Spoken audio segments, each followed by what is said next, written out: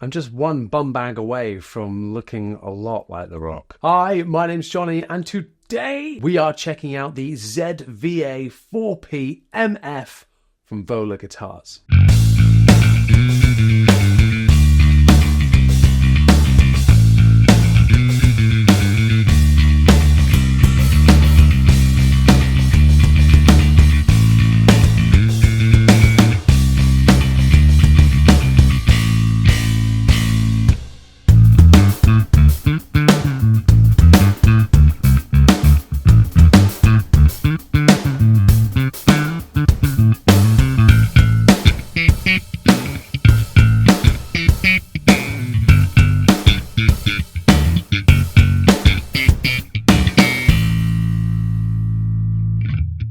If you've never heard of Vola Guitars, well, strap yourself in because this is going to be a good one. And if you haven't yet subscribed to this channel, then strap yourself in. Go and subscribe, please. Designed in the USA and made in Japan, the ZVA, I'm just going to call it the Vola bass, okay?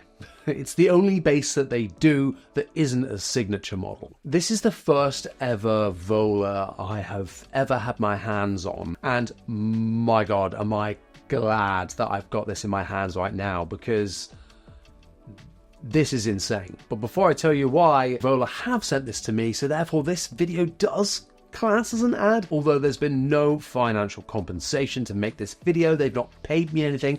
I've just got this bass on loan from Vola. Therefore, all thoughts are my own, and I'm going to say what I really think about this bass. This bass from Vola comes in at £1,145 currently, and for a brand new bass made in Japan from a relatively small company, that's amazing. That's a great price, and it is worth every penny. I can't, normally I like to tell some specs and build up to what I'm thinking, but I'm too excited about this bass to get to that point, so sod it.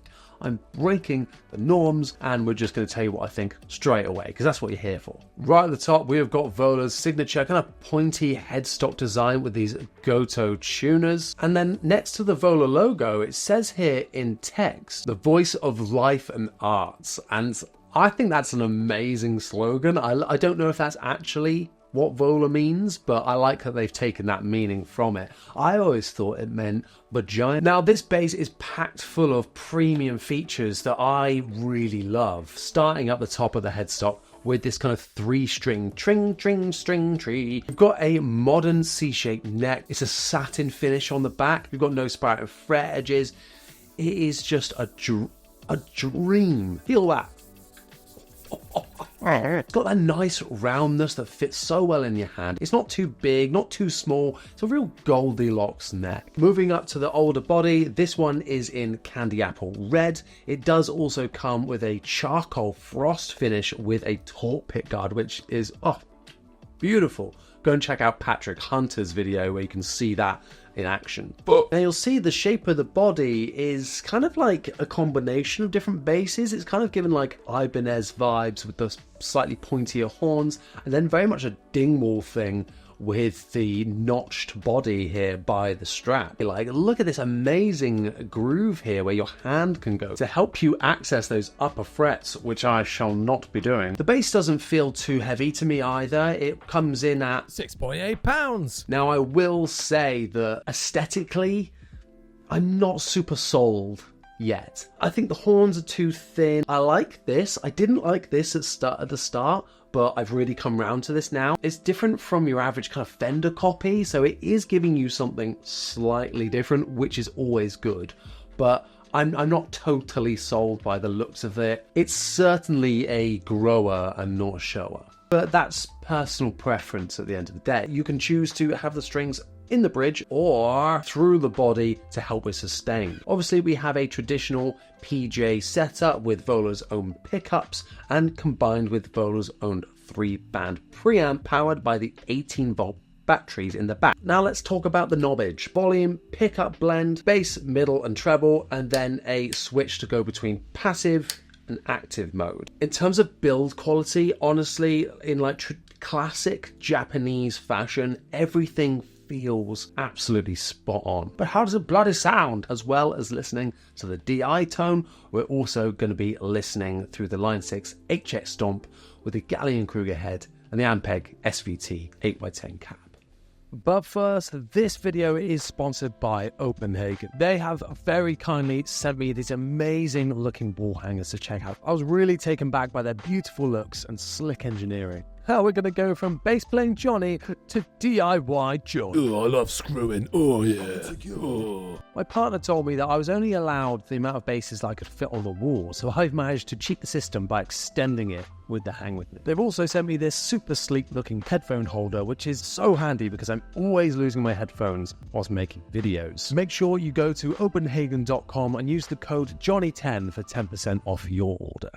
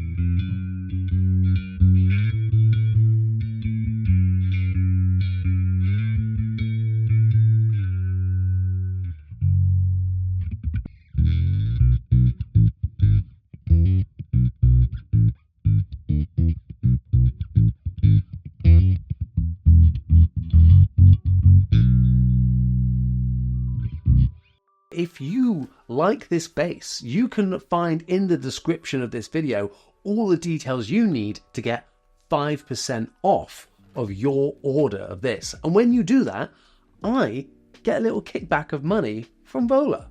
That's really cool. And I want to thank them so much for letting me sign up for this affiliate system. So if you like what you see and like what you hear here, make sure, as well as subscribing, you go and pick one up for yourself and use my discount code because it helps you, helps me. Let me know in the comments down below if you like the sound of this bass.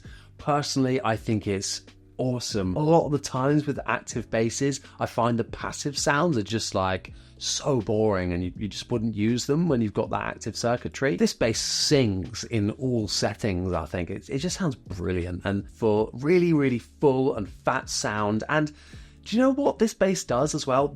It's not just the combination of pickups that sounds good, and I always feel like with dual pickup basses, it's normally just that both pickups on all the time is what you'd use. The P-bass pickup in PJs is normally not quite, there's just something missing. I didn't feel that with this bass. I felt like the P pickup by itself was really, really strong actually. Now, being the British cynic that I am trying my hardest to bring out faults in this bass and where it's not so good to inform you better and let you make a fair decision. I'm seriously struggling to find anything wrong with this bass. It looks okay, it sounds amazing, it feels amazing, it smells... What if I was like, this bass is phenomenal, but oh, it stinks. So there we go. Let me know in a comment down below what you think about this bass, and if you're going to pick one up for yourself, I would seriously urge you to do so. If you can get on with the looks of the bass and you like the way it sounds, it's worth every penny. Like I seriously think Vola are a huge brand to watch for bass players because this is awesome. Once again, thank you so much for watching. I'll see you next time.